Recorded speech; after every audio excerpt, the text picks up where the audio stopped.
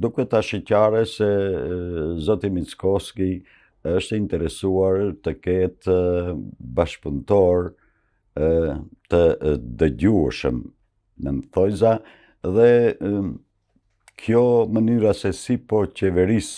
deri tani këta muaj që i kemi lënë prapa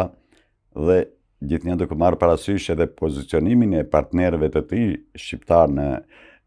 ekzekutiv në koalicionin qeverisës, kjo nuk është se nuk e kënaq zotin Mickoski dhe nuk është se nuk ja mban ison objektivave të paraqitura, të proklamuara, të bëra botërisht programore të VMRO DPMNE-s që nga fushata për zgjedhjet e përgjithshme prezidenciale e parlamentare, ku për hir të së vërtetës partia e zotit Mickoski, VMRO DPMNE-ja, fitoi në mënyrë do të thosha absolute. Një argument tjetër për këtë çështjen që sapo e shtruat ju është edhe,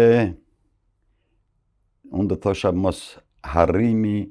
i asaj çfarë ndodhi në luftën e 2001-shit, kur patëm një konfrontim të dy palëve të kryengritësve shqiptar të organizuar në ushtërinë qeverimtare kombëtare nga njëra anë dhe forcat ushtarako-policore maqedonase. Sipas shumë vëzhguesve dhe vlerësuesve të jashtëm, kjo luftë u fitua nga UÇK-ja e prirë nga zoti Ahmeti. Pas kësaj, ka pasur eksponent të lartë, të afër do të thosha me partinë e zotit Mickoski, të cilët kanë paralajmëruar atë gjysmëlojën e dytë në sensin e një përballje të sërishme me shqiptarët dhe unë disa veprime të fundit të qeverisë Mickoski i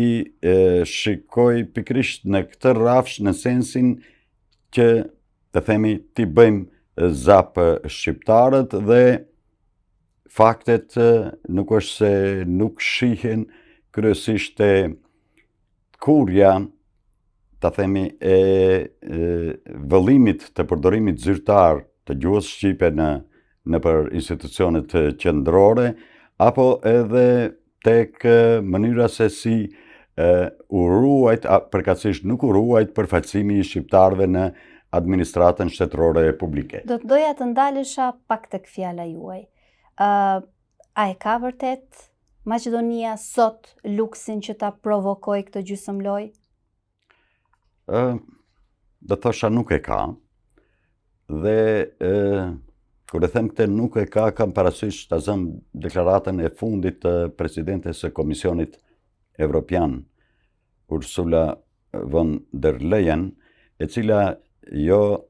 që përçoi ndonjë mesazh nga Brukseli, por e tha midis të Shkupit, ja tha mikpritësit të vetë kryeministrit dhe presidentes, pse jo dhe kryeparlamentarit Gashi, se topi është para Maqedonisë Veriut. E tha edhe këtë se Maqedonia për të çuar përpara procesin e negociatave të antarësimit me të drejta të plota në familjen evropiane, përkatësisht në Bashkimin Evropian, patjetër që duhet ta bëj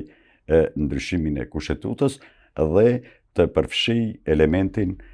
minoritar bulgar në kushtetutë, gjë që kjo qeveri i mbetet besnike paralajmërimeve nga fushata